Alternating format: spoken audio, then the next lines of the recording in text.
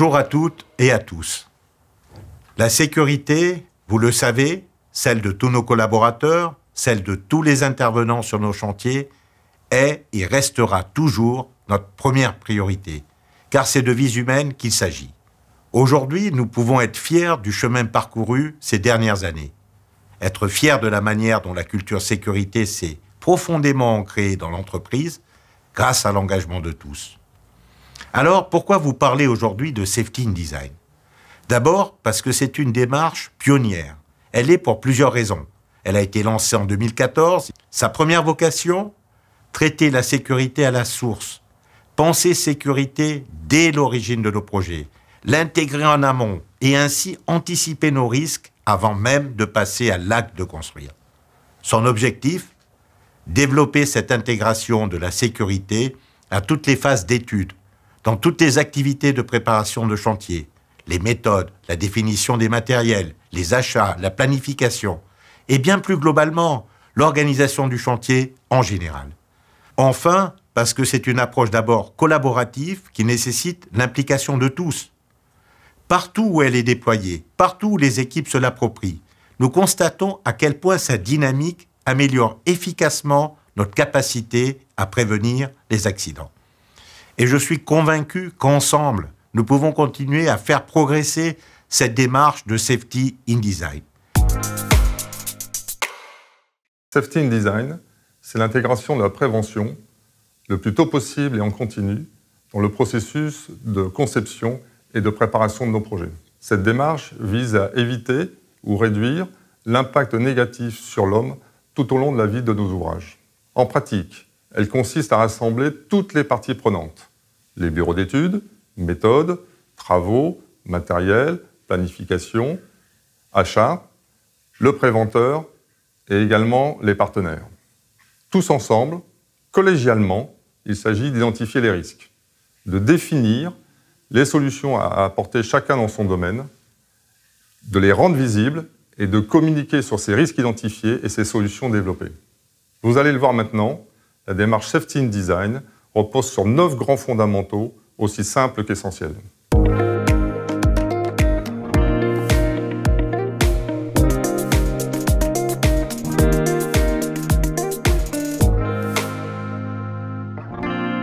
Safety in Design, c'est l'intégration de la prévention le plus tôt possible et en continu dans le processus de conception et de préparation du projet. Le terme design de Safety in Design englobe toutes les phases du projet, des phases amont jusqu'à l'acte de construire. Cela concerne les activités de conception, les activités de préparation du chantier, comme les méthodes, la définition des matériels, les achats, la planification, l'organisation du chantier, mais aussi le processus de prise d'affaires et donc l'établissement des offres.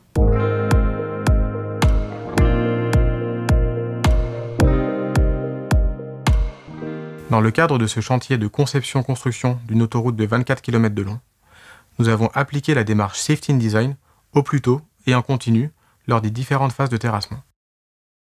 Cela a été particulièrement le cas pour la réalisation de la couche de forme de la tranchée couverte de Vendenheim.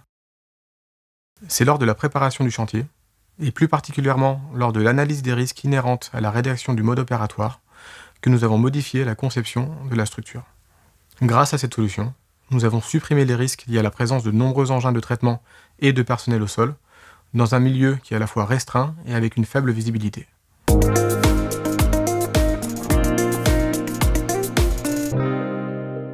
Safety in Design, c'est une démarche qui vise à éviter ou réduire l'impact négatif sur l'homme tout au long du cycle de vie de l'ouvrage. Elle conduit ainsi à améliorer efficacement la santé et la sécurité pendant la phase de construction de nos ouvrages, mais aussi pendant leur exploitation et leur maintenance.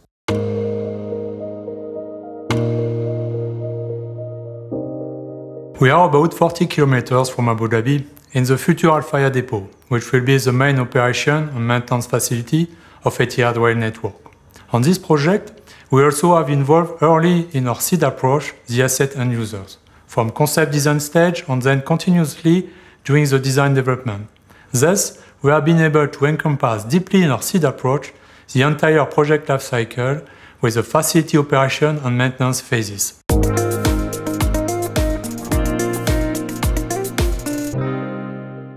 Safety in Design, c'est une démarche qui est d'autant plus performante qu'elle mobilise toutes les parties prenantes impliquées sur le projet.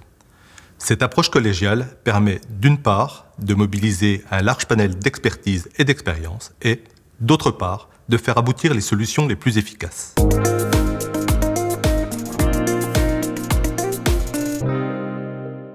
Sur ce projet de liaison autoroutière de 24 km, nous avons plusieurs viaducs à réaliser et pour lesquels nous avons mis en œuvre une démarche Safety in Design, tout particulièrement dans l'élaboration des coffrages des piles. C'est grâce à une réflexion collégiale regroupant les équipes travaux, notre préventeur, le service méthode et les fournisseurs, et aux compétences de ces équipes que nous avons défini des coffrages de piles optimisés.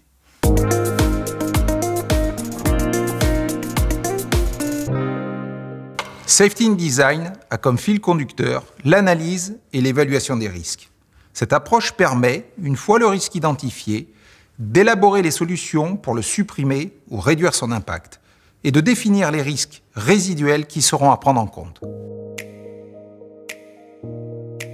Nous sommes sur le chantier du prolongement de la ligne 14 Sud l'O2 du Grand Paris Express. Ce projet inclut la réalisation du puits Jean Prouvé, destiné au montage et au démarrage du tunnelier Allison. C'est à l'issue d'une analyse de risque précise que nous avons proposé aux clients, dès la phase appel d'offres, de revoir entièrement la conception du puits.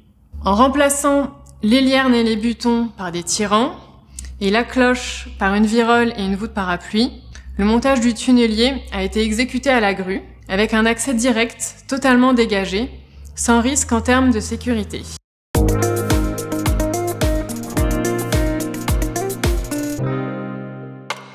Safety in Design, c'est la prise en compte de la santé et de la sécurité dans la conception de nos ouvrages et la préparation de nos chantiers. Cela fait partie d'un ensemble d'objectifs comme la faisabilité, l'esthétique, le coût, le planning et la fonctionnalité. Les risques doivent donc être éliminés ou réduits dans la mesure du possible en intégrant l'ensemble de ces facteurs.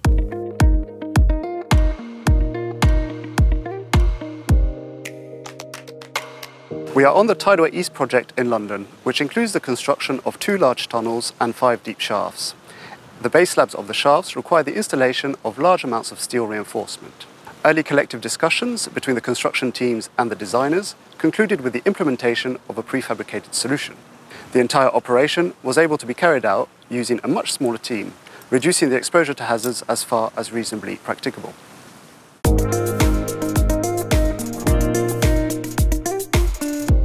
La démarche Safety in Design a été intégrée sur le projet dès la phase ICI en construisant au plus tôt une réflexion de prévention en collaboration avec les bureaux d'études. Par exemple, nos équipes ont identifié un risque sur la solidité de la connexion entre les poteaux béton et la charpente métallique du terminal. C'est pourquoi des adaptations sur ces 2 éléments ont été appliquées dans la conception. Ces solutions mises en place ont été formellement répertoriées dans notre registre des risques, mais surtout, nous avons souhaité les rendre visibles en épinglant nos documents graphiques avec le logo SID pour les risques les plus importants. Cela permettra de rendre l'information facilement accessible aux parties prenantes impliquées dans les phases suivantes du projet, notamment nos équipes travaux et sous-traitants impliqués dans l'exécution.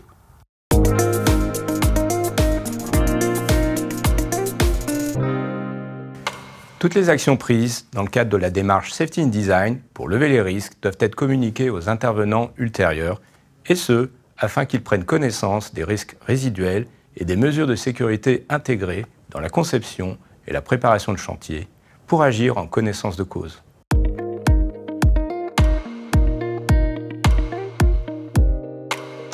Safety in design is one of the foundations on which a safe operation is built on, and the process is not only confined to the safety team, but seeks to influence all departments involved in the construction of a project. As part of the safety in design process, we recently sought to address communications and competencies regarding suspended loads. Speaker PAG Australia recognises that suspended loads represent a significant risk for the people and the business. We decided to enhance our communication and visibility to the workforce surrounding this activity by having a closer look at pipe loading and unloading operations.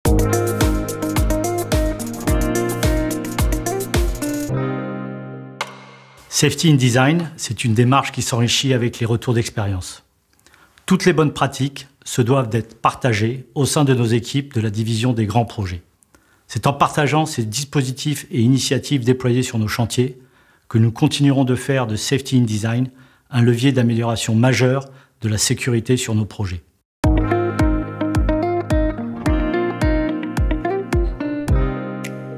Sur le projet Kitimat, le retour d'expérience de nos précédents projets de conception-construction de réservoirs GNL a joué un rôle primordial dans la réalisation du dôme. Jusqu'à maintenant, l'ensemble des réservoirs de gaz naturel liquéfié que nous avons construits avec un dôme en béton était réalisé en 2 couches. Ce phasage était la source de situations dangereuses, comme nous avons pu le constater sur nos chantiers précédents. En effet, les équipes étaient amenées à travailler sur des plans inclinés, proches de 30 degrés, et couverts de ferraillage. Fort de notre retour d'expérience, nous avons inclus ce risque dans nos registres des risques Safety in Design sur le projet Kitimat dès les premières réunions. Pour la première fois, nous réaliserons le dôme en béton à une seule couche qui représente 3600 m3 de béton.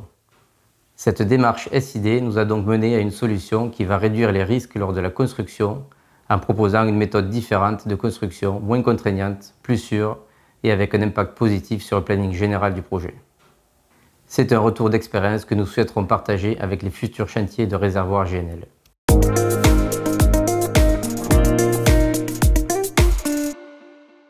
Comme vous avez pu le constater, les fondamentaux de Safety in Design nous concernent tous. Ils sont simples et essentiels. Je sais pouvoir compter sur vous pour continuer à déployer cette démarche de manière concrète et efficace sur tous nos chantiers. Et je vous dis à très bientôt.